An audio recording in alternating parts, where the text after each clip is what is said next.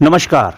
भ्रष्टाचारी दुश्मन की खास खबर में आपका स्वागत है। बस एक ही निवेदन है कि चैनल को सब्सक्राइब करके खबर को शेयर जरूर करें।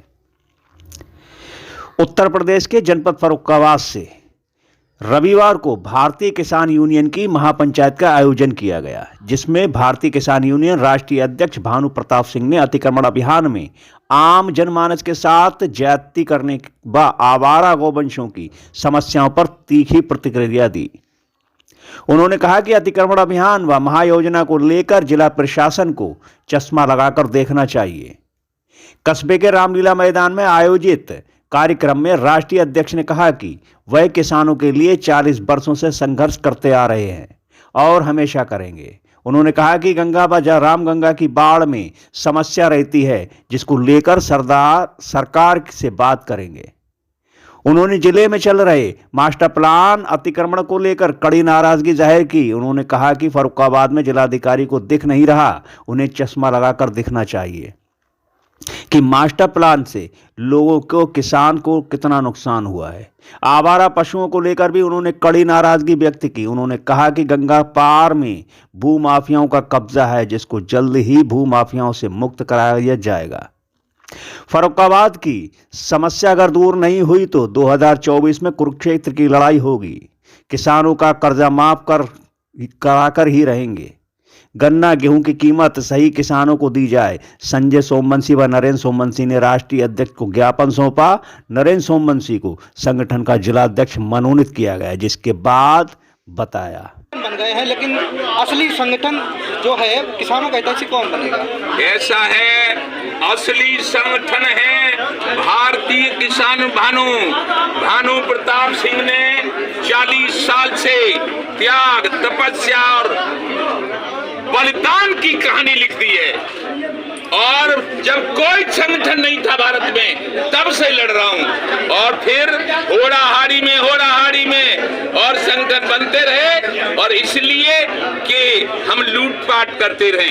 इतने संगठनों के नाम गिनाऊं ना, तो वो संगठन है जो हर समय लूट करते हैं, मिलों से दलाली करते हैं, राजनेताओं से लेते हैं। भानु प्रताप सिंह ने किसी भी राजनीतिक पार्टी से, किसी भी राजनेता से, किसी भी फैक्ट्री से, किसी भी मिल से, किसी भी उद्योगपति से 1 रुपया नहीं लिया तक। मैंने कह दिया है, भारत में जितने संगठन और किसानों के, उन सबकी सीबीआई जांच होनी चाहिए। और सबसे पहले मेरे पास 30 साल पहले क्या था, और जो नए नए संगठन बने जैसे राकेश टिकैत, गुरनाम चंद्रनी, योगेंद्र यादव और उन सबकी जांच और नानी याद आ जाएगी सबको। अच्छा सर, आप किसान आयोग की लड़ाई लड़ रहे हैं, आप सरकार के साथ नजर आते हैं, फिर भी सरकार आपकी बातें क्यों नहीं ला रही? ऐसा है, किसान आयोग किसान के साथ नजर आते हैं, तभी तो कह रहे हैं कि 14 में समर्थन दिया, 19 में केंद्र को समर्थन दिया,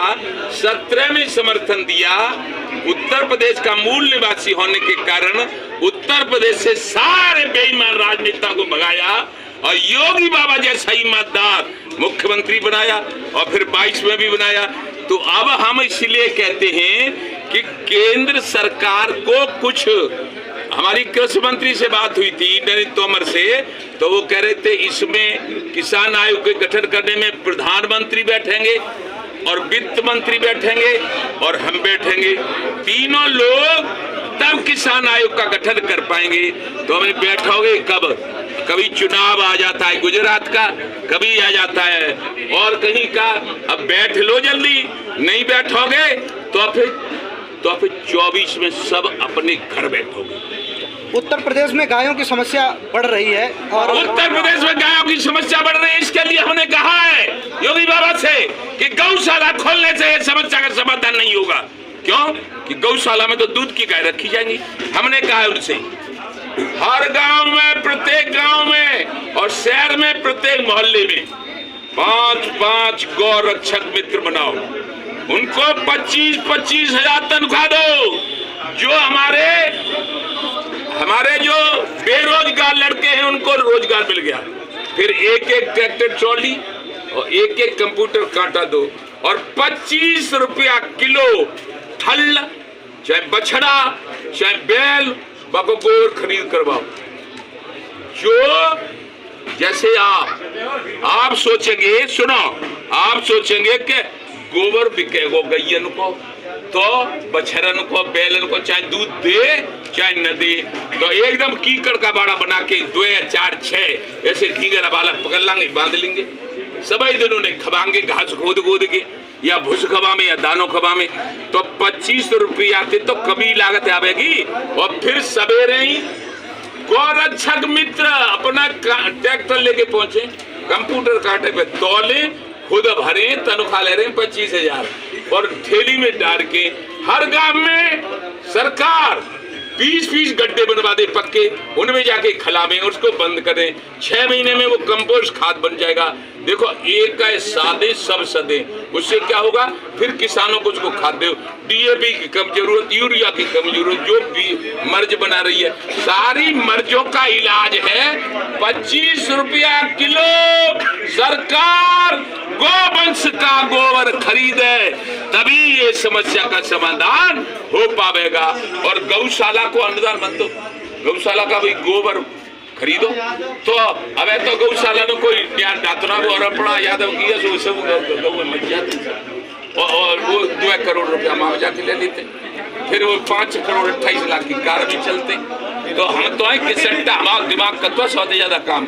हमने एक बताओ, तुम बताओ, जब 25 रुपया किलो गोबर खरीदो जाएगो, बैल को, बछड़ा को, ठलुआ को, मरे बनाए को, तो इलाज यू करवाएंगे और भाई खवाएंगे तो सवेरे गोबर देगो, और 20 किलो गोबर है तो 25 दूनी 50 500 को है, तनख्वाह बनेगी पूरी। समझे? और सुनो, गोवंश कहीं फिर छूटा डूलेगा नहीं, एक भी नहीं डूलेगा छूटा, न किसानों को नुकसान होगा।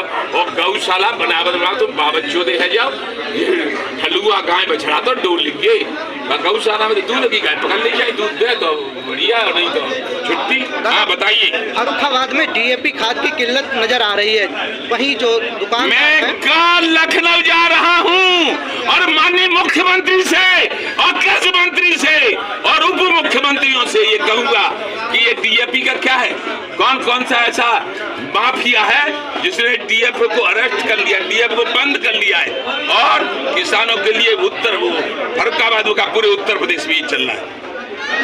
इसीलिए मैं आपके यहाँ इसलिए आया कि कई दिन से वायदा था, 15 दिन में हरियाणा, मुजफ्फरनगर, मेरठ, सहारनपुर, बिजनौर और आपका उत्तराखंड का हरिद्वार और उसका हरियाणा